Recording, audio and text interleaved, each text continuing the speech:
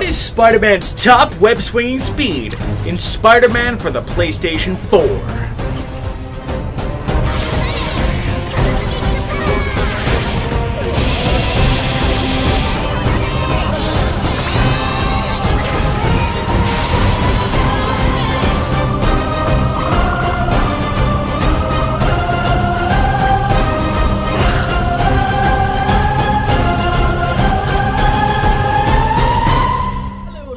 And welcome to a special little video. My name is Brian of Chamber of the Wraith, and this is the second video I'm going to make this week because, if you did not know already, I said that I was only doing two videos, one for the MK11 stream and one for Jurassic World, well, more specifically Jurassic World Evolution. That was because my cat was sick and I was trying to care for it. Now he's kind of independent. I can go back to my usual video making stuff. Except, after I recorded that, I got an ear infection myself. Yay! So that just means that I might talk a little bit louder than normal, and that's because this thing is busted. I got antibiotics for it though, so that's all well and good. So, let's jump into what this video is about. This is, if you can read the title of this video, the top 10 creatures, not dinosaurs necessarily, but creatures that I want in Jurassic World Evolution. Now, recently we had the Cretaceous Dinosaur Pack, which had 3 dinosaurs in it: Dreadnoughtus, Carcharodontosaurus, and Iguanodon. And in total, there's 56 species for you to choose from the ravenous Indoraptor to the gargantuan Mamenchisaurus. But, nothing wrong with a little bit more, right? Even if just one of these creatures makes it into this game, I'll be very happy. And with how Jurassic World Evolution is now, I really enjoy it. But if we're going to be knocking on 60 species, I do hope that Frontier decides to add at least one more island, maybe one in the Azores or off the coast of Japan or something, like in the book/movie lore, because there's mentions of that. But I'm going to set some ground rules for this. I did say creatures, but for those people who are fans of pterosaurs and marine reptiles, don't get your hopes up. There will be no pterosaurs and no marine reptiles on this list. Secondly, every single one of these creatures is no younger than, I think, 65 million years old. No younger than that. So it's all dinosaurs or older. Hint, hint. 3, one dinosaur per group. So one ceratopsian, one megaraptoran, that kind of thing. And 4, this is just my list. I would love to know what you guys have in mind, and if you want to leave comments and all that good stuff, I would be keen to see what you guys got. But now, let's get to the list.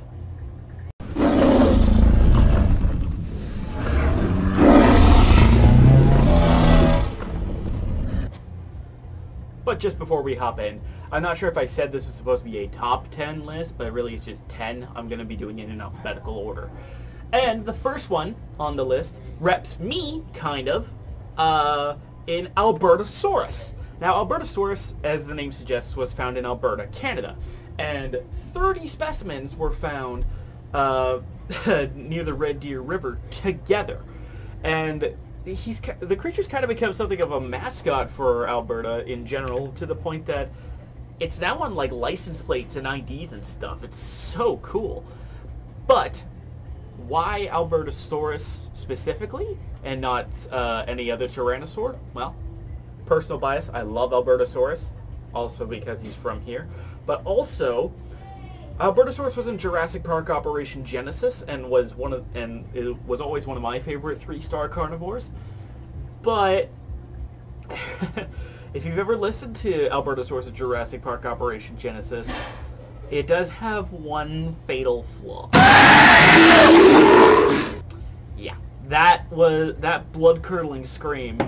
If the creature purrs for normal calls, but everybody knows Albertosaurus for when it's scared, terrified scream of death and doom and all that stuff.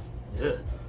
But, moving on from there, this image from Steamblust, who is a fantastic member of the Jurassic World Evolution community, it totally blows my mind. Like, if they actually go with that color scheme, I'll just lose my head. But one thing that I should preface is that in this hypothetical COTW pack, Chamber of the Wraith pack, that I've compiled of 10 creatures, I'm also going to give a little bit of the needs of these creatures. So what I'm thinking, yellow.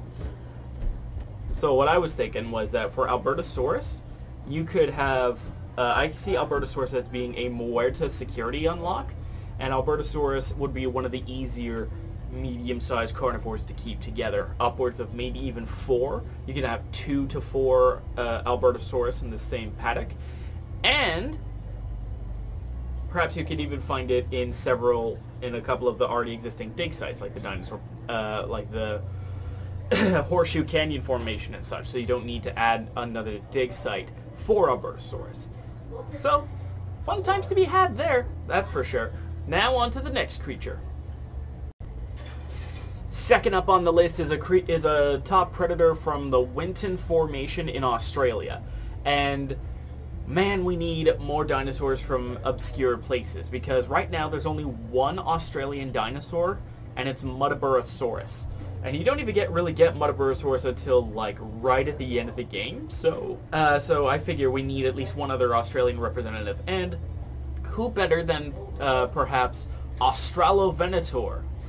Australovenator, which the type specimen is actually nicknamed Banjo, because a lot of Australian dinosaurs get nicknames, which is super cool, is a Maniraptoran predator, not Maniraptoran, Megaraptoran predator, related to the Megaraptor. It was so called because the big claw that's on its hand was originally thought to be on the foot of Megaraptor. So it was thought that this was basically a raptor as big as an Allosaurus. Scary visual, but you know, it turns out the claws are on the hands. And what makes this creature in particular so interesting is because being a Megaraptoran, I can almost see it having unique attack animations with that big old claw. It could bite, it could claw, and it could even have a kill animation where it like almost tears open the throat of a carnivore. Not a good time for sure. But on the topic of our friend Australovenator, I think Australovenator should be a science unlock on Isla Ticano. That way we have an Australian dinosaur kind of in the mid-game as opposed to having to wait all the way to the end in order to get Muttaburrasaurus. And Australovenator will probably be kept solo or maybe in pairs, and due to its size, I can see it being in kind of the medium carnivore territory. In essence, watch the hell out for this guy. Now it's time to move on to the next creature. One thing that Jurassic World Evolution, in my opinion, kind of lacks is a diversity of small carnivores. Now, fortunately, in the Secrets of Dr. Wu pack, we got Troodon, who fits that bill nicely. But other than that, we have Velociraptor, Dilophosaurus, and Deinonychus for actual, truly small carnivores. Which, that's not a whole lot of small carnivores, especially since 2 of them were kind of shoo-ins because of the movie. So, I figured, let's get another small carnivore in, and let's make it Jurassic World Evolution's first Triassic dinosaur. I'm talking about Coelophysis. Now, Coelophysis is a dinosaur that was found in New Mexico, particularly in an area known as the Ghost Ranch. Now, North America already has a buttload of dig sites, but for Coelophysis specifically, having a Ghost Ranch thing, I don't see why not. And, I mean, if they really don't want to add another dig site, I guess they could put it in the Kirkland, but that makes literally 0 sense. So please, let Coelophysis have its own dig site. And as a small predator, Coelophysis was about 10 feet long, but not that big, like barely even, like, Coelophysis, I'm 5'6", sorry if you can't see my stupid face, would be about here at the head. So, as a small carnivore, Coelophysis could be really neat. And I could also see Coelophysis being a very sociable small theropod, a lot like how in Jurassic World Evolution the Dilophosaurs have an almost obscene social maximum of 12, although Troodon actually has the highest of 16, which just proves my point even more. So I think what would be really neat is if Coelophysis had a 4 to 10 social need, and Coelophysis as a species could be unlocked probably on Ticanio as well, but instead of being science, it would be security, because having to manage all those small predators kind of makes sense, at least from a security standpoint. And plus, a Triassic dinosaur is just, I'm surprised that they didn't have at least Plateosaurus or anything like that. So having some Triassic love would be mucho apreciado if they ever got around to that. On to the next creature. Hailing from Spain, we have a dinosaur that did not make an official moving appearance in Jurassic World Fallen Kingdom, but made a notable cameo in the Lockwood estate. I'm of course talking about Concave Venator. Now, this creature is a very strange looking medium-sized predator due to the fact that it's got the weird dip hump thing. And because of that, Concave Venator will easily stand out amongst the crowd, especially if they give it something like the Jurassic World Alive design, with the dark green and everything. Hold on. Concave Venator, then, would be a added medium carnivore for variety's sake, because in the medium carnivore department we have things like like Ceratosaurus and Majungasaurus and Carnotaurus and such. Now, those creatures are mainly, do have their unique differences, but any of the sailback carnivores are large, like Spinosaurus, so having a medium carnivore that has an unusual back shape would make for an interesting time indeed. I could see this creature being an Isla Pena science unlock, and it would have its own unique dig site in the Spain area, as it's quickly become probably the most popular dinosaur found in Spain proper.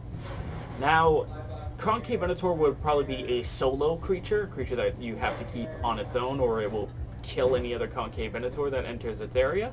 And perhaps, to keep things interesting, Concave Venator could have a relatively small population requirement. So 1 to maybe 8 instead of some of the higher population requirements, like upwards of 24 or 25 for the Hadrosaurs. Just to show that Concave Venator is a loner. Don't mess with it too much.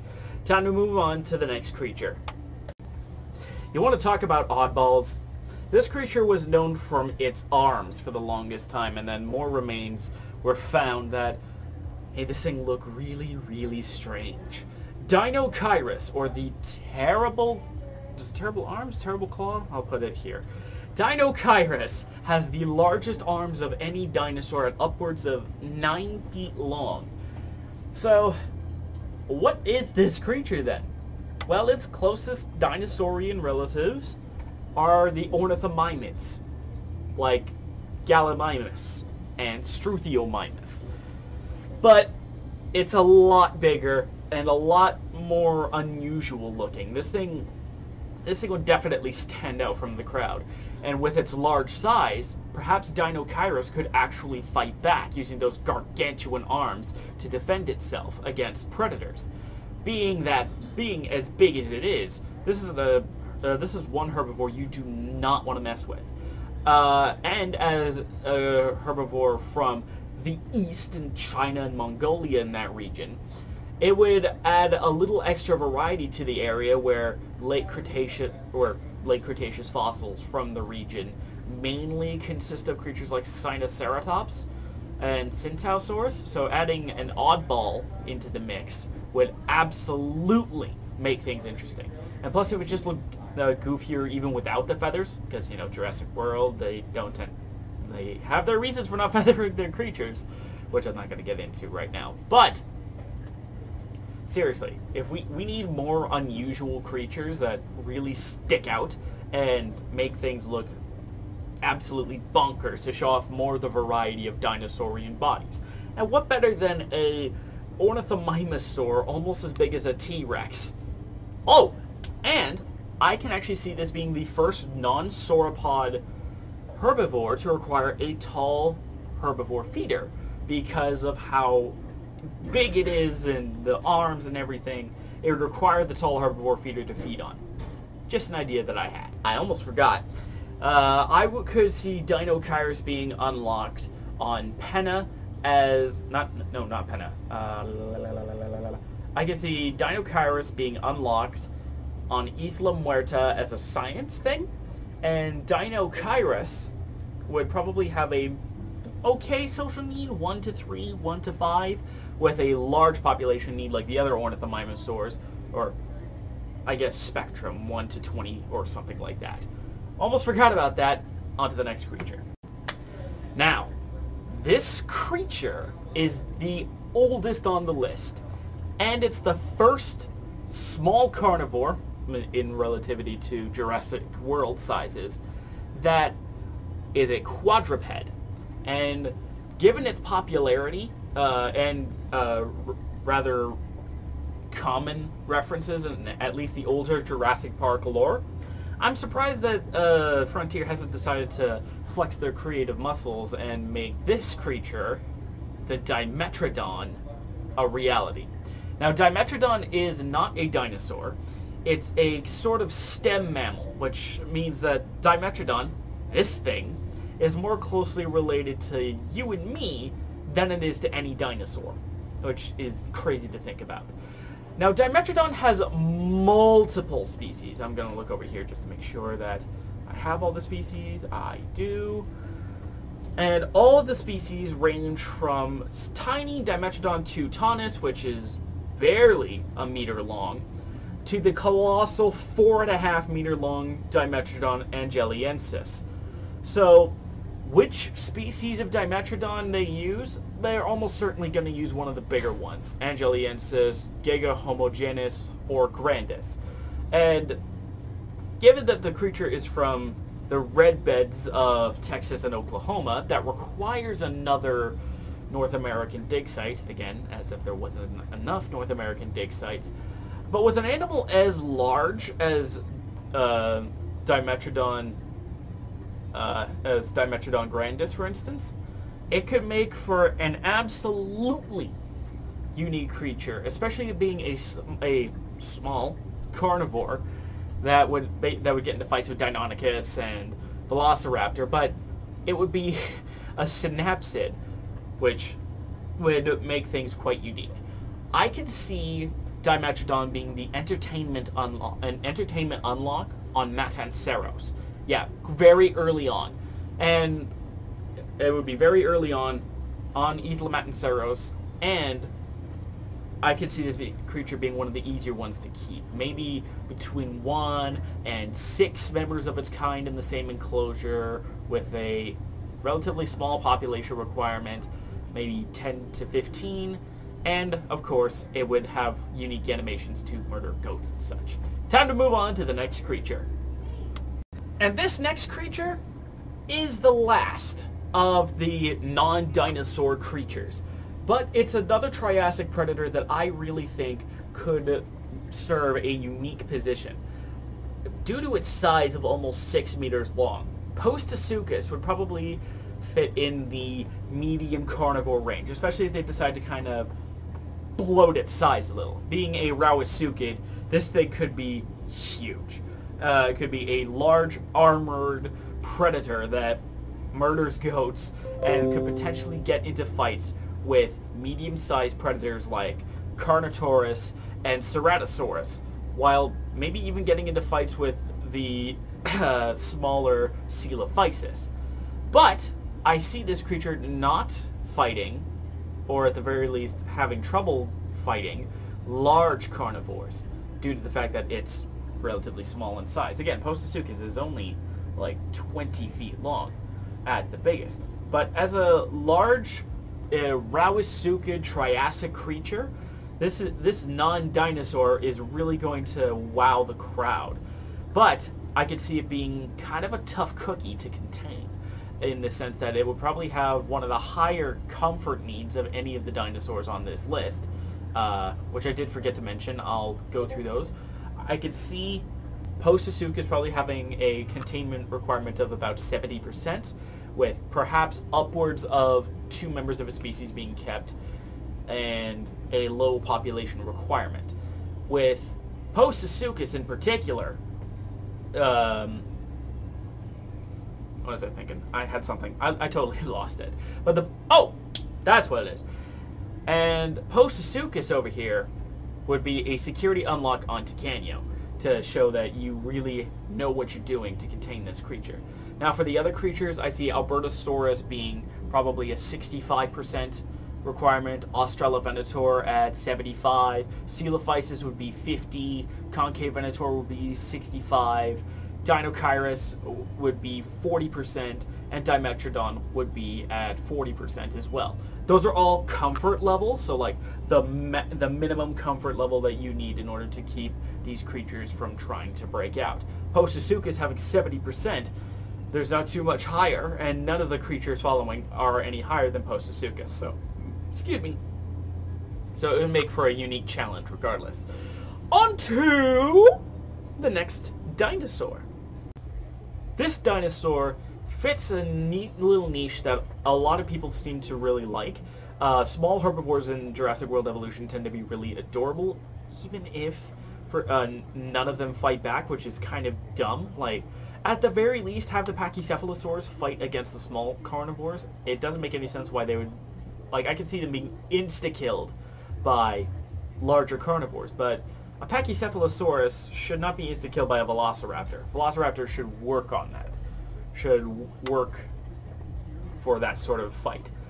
But a small herbivore that could introduce a small herbivore fighting back is Protoceratops, because Protoceratops is known for this. But before we get to that, Protoceratops was found in the same areas as Velociraptor, so no need for new dig sites there, just slap it where all the other Velociraptor remains are found. At the very least, just in the Nemect formation. Protoceratops is a very common dinosaur, so I could see it being a science unlock on as early as Matasaurus, just because it's like that. You can find Protoceratops remains are all over the place if you know where to look. They're so common, in fact, that it's known of their growth stages. But because our Jurassic World Evolution works, we'll just have the adults. And at roughly 7 feet long, Protoceratops would be a nice small herbivore to have in most of your enclosures, probably with a really high social maximum of maybe even upwards of like 14, 15 animals sharing an enclosure together. And what would make things super interesting for Protoceratops is that it could fight back, ramming its head into into other animals, and instead of a gore kill animation, it could bite to kill, because Protoceratops' beak would hurt like heck. Just look at this fighting dinosaurs fossil that was found back in the 70s. It shows Velociraptor and Protoceratops locked in mortal combat.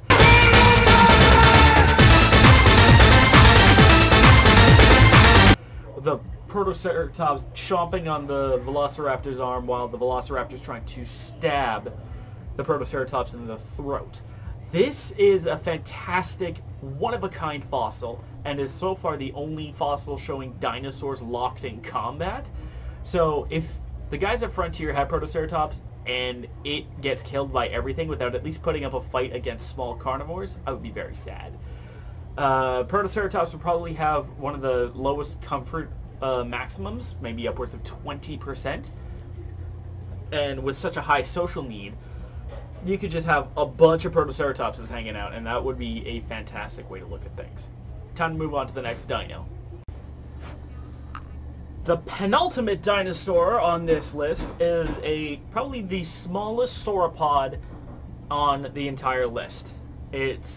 Or in the entirety of Jurassic World Evolution, because all the sauropods, understandably, are giant. I think the smallest in the game right now is Camarasaurus, and it's still huge. So, why am I going with a smaller sauropod? Couple of reasons. Reason number one is that all of the sauropods being giant, they have no reason to fight, and yet they're still scared by the large carnivores. at the very least. I don't remember if small carnivores spook them at all, which if they do, don't have that. But they can't fight back against herbivores or carnivores because they don't need to, unless you're looking at Indominus Rex. But a sauropod that can fight back, potentially, while being relatively small, is Shunnosaurus. I imagine that the Shunnosaurus will probably get stuck in the Jilu Jing? I can't remember the name of the dinosaur off the top of my head. The one with the Chinese Stegosaurus and Mamenchisaurus. And this thing would be fantastic. It would be about 9-10 meters long, probably a social need comparable to Brachiosaurus with maybe half the population maximum. But Shunnosaurus can fight back, and not only fight back against medium and small carnivores, but it could even completely ignore, potentially, the small carnivores, like the Velociraptor and the Deinonychus. And one other thing, we could even class it as an armored herbivore, because it's got a club tail, even though it's a sauropod, which is strange, but cool nonetheless. With these sorts of animations and such, it would certainly be a better club-tailed sauropod than the Ankylodocus. Oh, why do they pick that one out of all the Ludia hybrids? But as for comfort needs, I can see this creature having about a 50% comfort requirement, and I would have it be a science unlock on Isla Muerta. I think at least one of the dinosaur fits that bill, but that's all well and good. Because Shunnosaurus is a sauropod, and you actually get Diplodocus on Muerta from the science mission, but you don't unlock Diplodocus there. You unlock Diplodocus on Titania. So having an early game sauropod like Shunnosaurus would make things quite fun. On to the final creature. Hailing from the Nemegt Formation is one dinosaur I think a lot of people really want to see, regardless of if it's feathered or not. It's a large herbivore that would probably feed from tall herbivore feeders like Dinokairos, but it could also fight back using its gargantuan claws. That's right, it's Therizinosaurus. Now, Therizinosaurus would make for a strange creature to look at. I could even see it being unlocked on Isla Pena as a science requirement. Now with Therizinosaurus, I could see Therizinosaurus being a particularly tough herbivore to contain, almost having the needs of a large carnivore, comfort-wise, 60-70% comfort, solitary or living in very small groups, and having low population needs. But I almost wonder if Therizinosaurus should have a relatively high forest need as well. But I don't know. I haven't really hammered out all the needs for these hypothetical creatures, but that's partially because it just never crossed my mind until recently. But with Therizinosaurus, I wonder if they would give it the same fighting animations as Dinokairos, but one kill animation has to involve the claws, doing something nasty. Even if it's just a big old swipe like the Stegosaur tail, oh, that would be fantastic to see. Thanks for watching this video. Which dinosaurs do you want in Jurassic World Evolution, or other land creatures? I did have Dimetrodon and Postasuka here. Anything you liked or didn't like about the video, please let me know. And as always, don't forget to be awesome. Just in time, too. My ear started to hurt. I'm a grenade without reason.